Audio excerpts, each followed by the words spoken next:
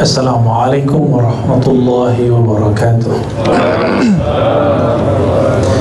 Alhamdulillahilladzi hadana lihadza wa ma kunna linahtadiya laula an hadana Allah. Asyhadu an la ilaha illallah, asyhadu anna Muhammadan abduhu wa rasuluh.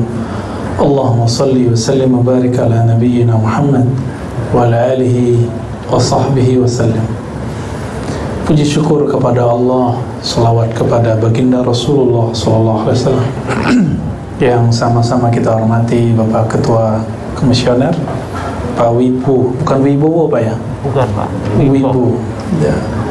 Semoga sehat, afiat dalam ridha Allah. Begitu juga Ibu Wakil dan Bapak Ketua Rohis Pak ya? Iya, saya ketua. Berarti paling soleh ini. Bapaknya para pegawai ya. Jadi kalau macam-macam sikat nih, apa anum nih. Nah orangnya baik. Saking baiknya mau khataman Quran kulhu 3 kali. Baik. Mohon maaf suara saya dari tadi dipakai dari jam 11. Jadi agak hanya hari ini yang full, selebihnya saya nggak terima karena hari ini sekalian ke salah satu tempat, habis ini langsung buka bareng juga dengan teman-teman ya. Hari-hari yang lain saya nggak ada bukber, jadi cuma ini karena sekali jalan saya ambil.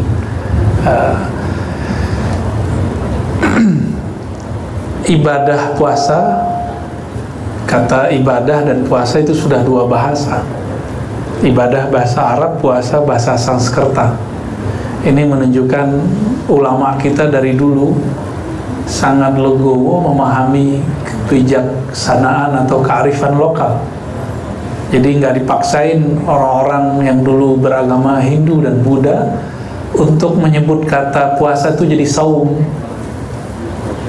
Meskipun hari ini muncul kekakuan itu kembali ketika orang nggak mau lagi nyebut Tuhan. Oh boleh gitu. Akhirnya jadi Rob, kan jadi lucu, nama teman saya Robi ya. Jadi ilah, ya temanku kalau lagi marah ya elah. Dia nggak tahu artinya nyebut ya elah itu ya Tuhan. Dulu betul ya ilah itu ya ilahi, wahai Tuhan. Maka Bapak Ibu yang mengenal Allah, puasa ini belajar kearifan, mulai dari istilahnya saja sudah menunjukkan ulama kita dulu berdamai dengan istilah. Karena istilah ini yang kemudian sekarang bikin orang bentrok. Jangan sampai masjid ini bentrok cuma karena istilah bid'ah dan sunnah. Ya, masih puasa kan? Ya. Nabi dulu pernah bukber nggak? Bid'ah nggak nih? Hah? Dulu Nabi pernah buat silaturahim bulan puasa nggak? Nanti habis puasa ada lagi halal bihalal. Cuma karena istilah halal bihalal orang tengkar nih. Karena gagal memahami kearifan. Padahal agama ini bukan hanya sekedar istilah, tapi makna yang diistilahkan. Saya ngobrol dengan teman-teman saya yang ahli bahasa Sanskerta dan orang-orang agama sebelah itu. Puasa dalam bahasa kalian apa? Ternyata puasa itu dari upa puasa, esa. Upa itu kalau diterjemahin at-taqarrub ilal ilahil wahid, kalau di bahasa Arab kan mendekat kepada yang esa. Maka puasa itu kependekannya. Jadi orang-orang agama yang dulu pernah lebih awal masuk ke negeri ini, mereka menahan makan dan minum, cuma mungkin dengan cara yang berbeda dengan kita. Mungkin disebutnya puasa muti atau apa, itu kan sampai sekarang masih ada istilah itu. Puasa ngomong, puasa lahir, dan segala macamnya. Ternyata mereka menggunakan itu untuk sarana mendekatkan diri kepada Allah. Sama, kita juga sama. La'allakum tattaqun itu kalau diterjemahkan supaya kamu mendekat kepada Allah dengan sarana puasa sehingga engkau menjadi hamba yang muttaqin. Artinya mirip lah. Itulah kira-kira makna dari kalimat kutiba alaikumus syiyam. bahwa puasa diwajibkan kepada kamu kama kutiba 'alal ladzina min qablikum. Dulu pernah diwajibkan juga kepada umat-umat terdahulu, baik dari orang-orang Bani Israel ataupun sebelum Bani Israel, orang-orang yang di India, yang ada di China, yang ada dimanapun, mereka dulu pernah berpuasa. Lalu cara orang beragama, terutama memahami puasa ini beragam. Pertama, ada yang puasa itu atau beragama ngelihat benefit, reward, pahala. Seumuran kita dan yang di atas saya tentunya seharusnya lebih udah naik, jangan lagi reward. Reward itu ikhlas anak kecil, bocah kecil itu, ya. Misalnya kamu puasa ya 30 hari, kalau ya ntar bapak belikan sepeda, ya. Anak saya, ini saya juga pernah ceritakan, saya janjiin beli laptop. Ternyata kita bangun subuhnya telat, gak sahur. Dia nangis, saya kira dia nangis karena gak puasa. Dia nangis tahu kenapa? Gak dapat laptop, Abi. Jadi tangisannya, keluhannya orang-orang yang ikhlasnya masih ikhlas sabi, ikhlas sibyan, ikhlas bocah-bocah kecil, itu ikhlas reward karena pengen dapat apresiasi atau benefit, dan benefitnya sifatnya masih fisik. Ini cara orang beragama. Maka orang-orang yang begini perlu disebutkan hadis-hadis mengenai dalil-dalil yang kita sebut pahala. Amalkan ini dapat ini, amalkan ini dapat ini, gitu. Itu bagus, tapi mau sampai kapan begitu? Ya, itu sudah disebut ikhlas, tapi mau sampai kapan ikhlasnya cuma sampai level begitu? Coba Nabi ditanya oleh Sayyidatuna Aisyah radhiyallahu ta'ala anha, wahai Rasulullah, engkau sudah diampuni, tapi kenapa engkau masih sholat malam? Ya, waqad ghafarallahu laka ma taqaddama min dzambik. Allah sudah jamin diampuni dosamu dan juga dosa sekarang dan nanti. Kenapa Nabi masih berpuasa? Masih sholat tahajudnya ngelebihin kita lagi. Apa jawaban beliau? Afala an akuna abdan syakura. Apakah aku tidak boleh menjadi hamba yang mengekspresikan rasa terima kasih kepada Allah?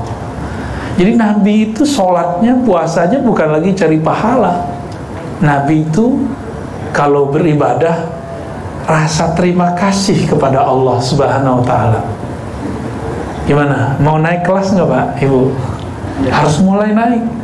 Karena kalau nggak naik jadi beban. Oleh ahli fikih disebut taklif. Maka ini model cara orang beragama yang kedua, bahwa ibadah itu disebut beban. Bahasa Arabnya taklif. Taklif itu dari kata kallafa yukallifu, la yukallifullahu nafsan illa usaha. Allah tidak pernah membebani seseorang kecuali yang dia sanggupi. Tapi rasanya berat. Coba kalau insan OJK belum cinta kepada OJK, belum cinta kepada NKRI, itu kerja di sini kayaknya beban. Apalagi sudah mulai ada isu mengharamkan perbankan, kan? Benar ya? Ngurusin duit Pak ya? Duit apa Pak? Ya. Mereka nggak nyadar mengatakan bank haram, perbankan haram, itu bisa menghancurkan vital negara, kemaslahatan hancur karena terjebak dengan istilah bunga. Ya, bahwa apakah bunga itu riba atau tidak, itu panjang sekali ceritanya. Mungkin ada yang nggak sepakat dengan saya di sini, nggak ada masalah. Kita sudah biasa berbeda. Namun masalahnya ada orang yang berbeda memaksakan perbedaan dia. Nah ini yang kemudian jadi problem. Itu kurang puasa itu orangnya. Nah ini model beragama yang kedua ini agak rumit kalau ketemu orang begini. Agama itu beban. Maka wajah mereka dalam menjalankan agama itu ke wajah terbebani. Maka kosakatanya wajib, tidak wajib, boleh, tidak boleh. Ini kalau pertanyaannya masih begitu, berarti belum naik kelas. Pak Ustadz, boleh nggak begini? Nah, itu aja, dari dulu, dari kecil pertanyaannya begitu. Mulai dari guru ngajinya, Ustadz, boleh nggak begini? Kapan kita bertanya, Ustadz, kalau saya sholat begini, Allah ridho nggak? Ada nggak ngomong gitu? Ustadz, saya kok baca Quran, hati saya belum damai. Katanya baca Quran bikin tenang. Apa yang salah? Itu sudah naik kelas itu. Ustadz, saya kalau sujud badan saya merinding. Itu apaan? Seharusnya pertanyaannya sudah naik ke sana. Ustadz, saya kalau sholat kok nggak nikmat ya? Kata orang sholat itu bikin khusyuk, kok saya kusut? Kalau itu pertanyaannya, insan OJK, Anda siap menjadi khalifah Allah berikutnya di muka bumi, ya? Ngurusin bumi ini salah satunya, yang ngurusin vital-vital negara begini, ya. Harus naik kelas. Beragama itu jangan lagi sekedar reward. Emang kalau nggak ada reward nggak mau kerja, nggak mau ibadah. Emang kalau nggak disebutkan surga neraka nggak mau sholat lagi, nggak mau puasa lagi. Emang kalau nggak ada kata wajib terus nggak mau tahajud. Harus naik kelas seperti Nabi. Inilah yang ketiga. Mari kita beribadah dengan kacamata yang ketiga, kacamata syukriyah. Beribadah itu karena rasa syukur. Saya berpuasa ini karena bersyukur 11 bulan Allah izinkan bebas makan minum. Benar nggak? Bebas nggak? Sekarang saya bersyukur, saya ingin merasakan gimana sih rasanya jadi orang yang kurang makan itu gimana. Saya sebelum puasa sama teman-teman tim kita nyari kerjaan Pak, jalan kaki 9 kilo ke puncak. Kata teman, kamu nggak ada kerjaan ya? Nggak, saya pengen merasakan gimana capeknya orang dahulu jalan kaki. Dulu orang-orang berjuang itu jalan kaki. Betul-betul Masya Allah, 3 hari 3 malam kakinya kayak pegel terus. Kita bukan nggak ada kerjaan, kita sedang ingin menelusuri kerohanian mereka. Para nabi, para sahabat itu nggak hanya musim Ramadan, di luar Ramadan pun jarang makan minum. Sampai ada 3 hari 3 malam nggak makan. Bayangin coba, pas seruan jihad datang mereka perang dan nggak ada rasa takut kepada apapun kecuali hanya kepada Allah. Ini baru pandemi mau datang kayaknya udah ketakutan gitu. Ini nggak ada apa-apanya dibandingkan musuh kita yang dulu, ya. Nah, Bapak Ibu yang bukan Allah, saya berharap coba kita naik cara beragamanya, cara puasanya, bukan lagi bab cari reward. Mau sampai kapan begitu? Itu bocah kecil itu, ikhlasus sabi, ikhlasnya anak kecil, ya. Coba naik. Bukan lagi yang kedua, sekedar menunaikan kewajiban. Coba naik yang ketiga, beribadah karena rasa syukur kepada Allah. Supaya terasa nikmat makan minum yang selama ini kita nggak rasakan dahsyatnya satu teguk air. Nanti cobakan, ya, cobain. Minum pertama sebut nama Allah. Jadi yang penting itu Bapak Ibu, saat makan minum itu ingat Allah atau tidak? Saat kerja ingat Allah atau enggak?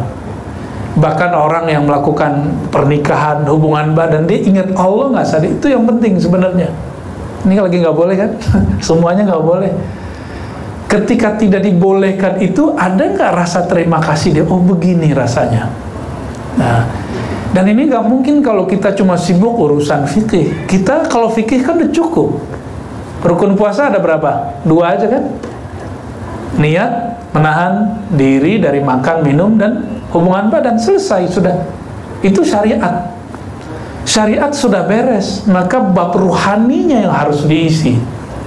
Itulah tujuan Nabi SAW berpuasa. Inilah yang Nabi kalamkan ketika beliau mengatakan Allah tidak melirik puasamu. Falaisa lillahi hajatun.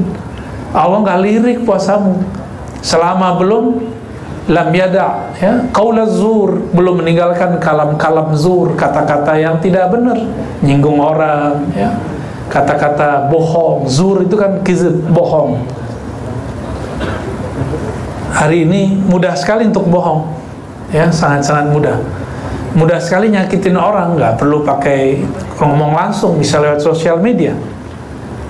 Udah puasa sosial media siang ini? Wah, saya sampai maghrib aja nih, ntar habis maghrib pulang lagi gitu. Ya banyak juga yang begitu, dikira tujuan untuk puasa itu cuma saat puasa. Bukan. Tujuan puasa itu adalah setelah puasa. Nih coba cek nanti, makannya nafsu nggak? makannya itu membabi buta nggak? Jika iya, batal hari puasa, ya. Batal maknanya secara fikih sah, tapi di sisi Allah nggak dipandang. Di sisi Allah nggak dipandang itu. Jadi keberhasilan puasa indikatornya bisa dicek semenjak di dunia, jangan nunggu di akhirat kelamaan. Nanti ketika berbuka saya nafsu membabi buta atau tidak, atau saya ingat Allah di saat itu. Makanya Nabi mengatakan dimakruhkan ya orang-orang yang berbuka diundur. Jadi ta'jil itu bahasa Arab artinya memajukan.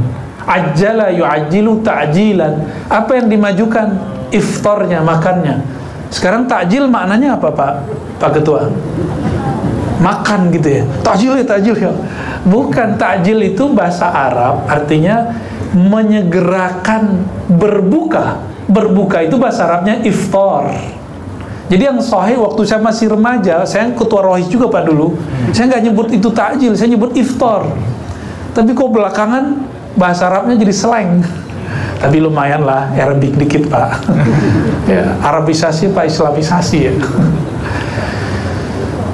Sampai jam berapa nih? Masih lama.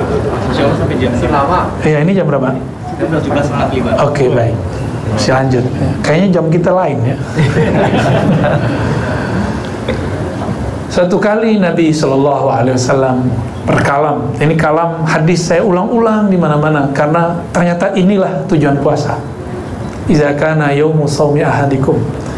Jika kamu pada hari puasamu ada orang yang ngajak tengkar, qatalahu au syatamahu, atau ngajak perang mulut.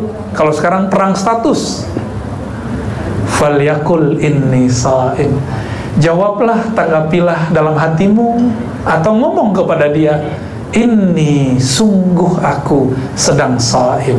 Sha'im ini dalam bahasa Arab kata kerja itu bisa dirubah jadi 9, bisa jadi 14. Shama yasumu shauman siyaman fahuwa sha'imun. Sha'im itu artinya orang yang sedang berpuasa.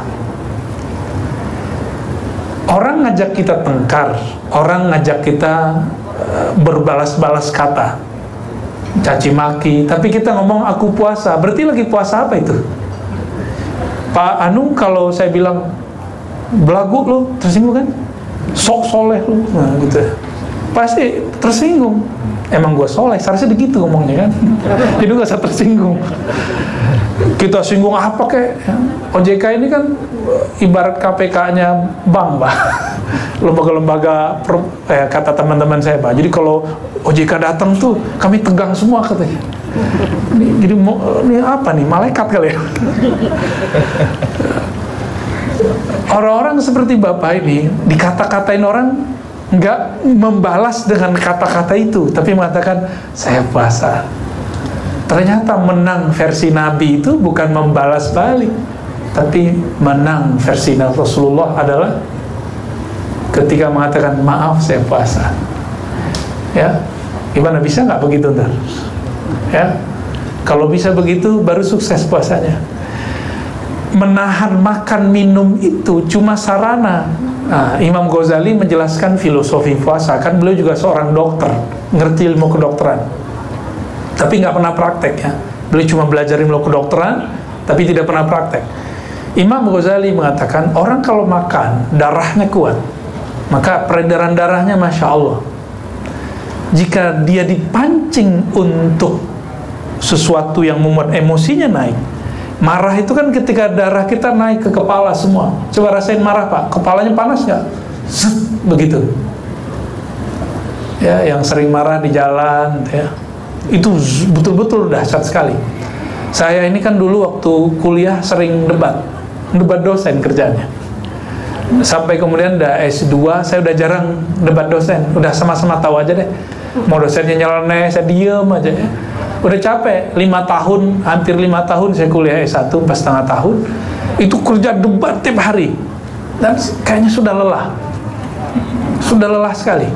Ya, dan saya sudah biasa bodoh-bodohin orang, Pak. Bodoh kamu, masa ini aja nggak baca. Itu kayak puas dulu. Itu ada saksinya yang tadi jadi nasyid, Pak.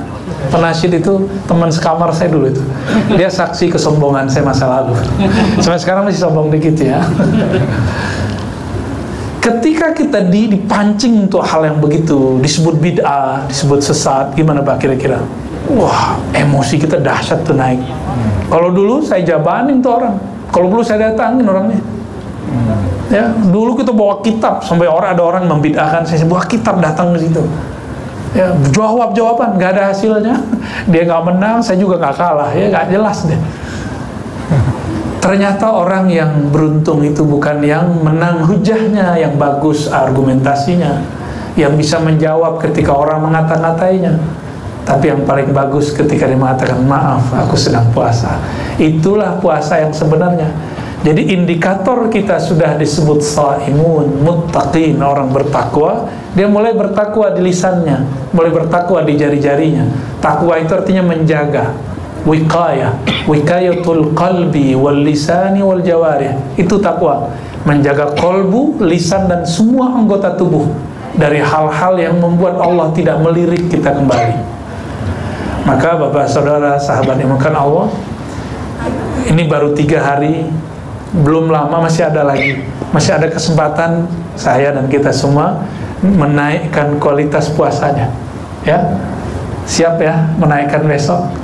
Oke, yang terakhir yang mau saya sampaikan, puasa meninggalkan makan yang halal, benar nggak? Kita di rumah ada makanan, di sini ada makanan. Dari tadi makanan seliweran ada yang makan nggak? Itu halal loh Pak dimakan. Nggak maling, nggak najis, ya? Bukan daging babi kan itu, yang di dalam itu. Bukan daging anjing juga kan. Bukan. Tapi kenapa kita nggak makan? Padahal nggak maling. Padahal bukan haram, bukan najis. Karena di dalam diri ini ada perjanjian yang disebut niat. Maka orang-orang yang berniat di malam tadi disebut yubayyit laila. Dia sedang memantapkan perjanjiannya dengan Allah Subhanahu wa taala. Makanya Bapak ini kalau di WC, toilet sendiri, nggak ada orang lihat, berani minum nggak? Nggak berani. Di kamar berani sendiri, makan minum nggak akan berani. Kenapa nggak berani? Karena ada perjanjian itu dengan Allah Subhanahu wa taala. Benarlah Rasulullah mengatakan, la siyama liman lam yubayyit laila. Yang tidak berniat di malam hari belumlah disebut berpuasa. Meskipun secara fikih sudah sah, mungkin barangkali ya, tapi ahli fikih yang jumhur mengatakan tidak, ya, mesti niat. Gak cukup niat awal Ramadan. Ini yang saya pilih Pak. Kan banyak tuh Ustadz mengatakan cukup niat di awal Ramadan, bener gak? Untuk sebulan, enggak. Itu untuk hati-hati aja. Niat mesti sebelum subuh, bisa dari Isya sampai subuh, terserah pilih waktunya. Ya. Kalau yang halal pun saya tidak makan, apalagi yang haram. Istri di rumah halal Pak, mau diapa-apain? Suami kalau punya Bu ya, halal. Tapi tidak dilakukan. Kenapa? Karena ada perjanjian kepada Allah. Maka saya mengajak nih teman-teman insan OJK, coba kerjanya dijadiin ibadah. Kalau ibadah kan kita niat. Orang ibadah maukah korupsi dalam rakaatnya? Ada nggak orang subuh ngurangin setengah? Wah nggak ada orang nih, gua 1,5 aja deh gitu. Bisa nggak begitu Pak? Subuh zuhur yang capek itu ya. Kita masbuk, nggak ada orang lihat. Baru 3 rakaat langsung assalamualaikum. Bisa nggak begitu? Nggak bisa, karena kita tahu kita lagi ibadah. Orang yang lagi ibadah dia nggak mau main-main dalam urusan ini, nggak mau ngurangin, nggak mau nambahin. Sama jika insan OJK atau insan mana saja menjadikan kerjanya ibadah, insya Allah tidak akan main-main di sini, karena ada perjanjian dengan Allah yang bernama niat. Jadi sedekat apa hamba kepada Allah, sedekat dirinya dan niatnya. Jadi Allah tuh memperhatiin niat kita semua. Ini niat kita ngapain? Kalau niat kerja cuma mencari duit, capek, ada stresnya Pak nanti. Tapi coba niat kerja, ini negara besar, butuh orang-orang tulus untuk menjaga negeri ini. Coba besarnya negara kita sebesar Eropa Pak. Di Eropa, berapa negara Eropa itu? 30? Ada? 30-an. Indonesia hanya 1 negara. Maka nikmat bernegara ini coba dijadikan bekerjanya ibadah. Kalau sudah ibadah, nggak bakal ada orang yang nggak benar. Kalau salah lupa waklum ya. Kalau keliru keambil ya nggak apa-apa ya. Nanti Allah maklumi, tinggal dibalikin ya kan. Tapi jika disengaja, berarti dia tidak menjadikan kerjanya jadi ibadah. Bapak Ibu, nih kalam penutupnya ya. Kalau saya menjadikan kerja saya ibadah, saya bisa nggak mengejar ketertinggalan kita dengan ulama-ulama dan para sahabat dahulu? Bisa nggak kira-kira? Insya Allah bisa. Coba kerja dari jam berapa Pak berangkatnya? 6:30 udah berjalan? 6:30? 6:30 pulang jam berapa nih? Nyampe di rumah biasanya hari-hari jam berapa? Nggak jelas. Bisa jam 6, bisa jam 8, bisa jam 9. Kalau Bapak nggak jadiin ibadah, Ibu nggak jadiin ibadah, kapan ibadahnya? Pulang-pulang ditidur. Maka tidak ada lagi jalannya kecuali bagi orang yang bekerja ini adalah menjadikan kerja sebagai ibadah syukur kepada Allah Subhanahu wa taala. Orang syukur itu seperti berpuasa. Kata Nabi, at-ta'imus syakir, orang yang makan dan dia bersyukur. Ka as-sa'imis sabir, seperti orang berpuasa dan dia sabar. Pilih mana? Hidup susah atau hidup senang? Pilih mana? Hidup negeri damai Indonesia atau Suriah? Indonesia. Maka syukuri ini, orang-orang kayak Bapak ini perlu, kayak Ibu ini perlu, biar nanti nggak banyak penyusup-penyusup di negeri ini yang akan menghancurkan nikmat kita bernegara. Semoga puasa kita diterima oleh Allah. Semoga puasa ini sampai mendidik rohani, menghancurkan emosi. Wassalamualaikum warahmatullahi wabarakatuh. Walhamdulillahirabbil alamin. Assalamualaikum.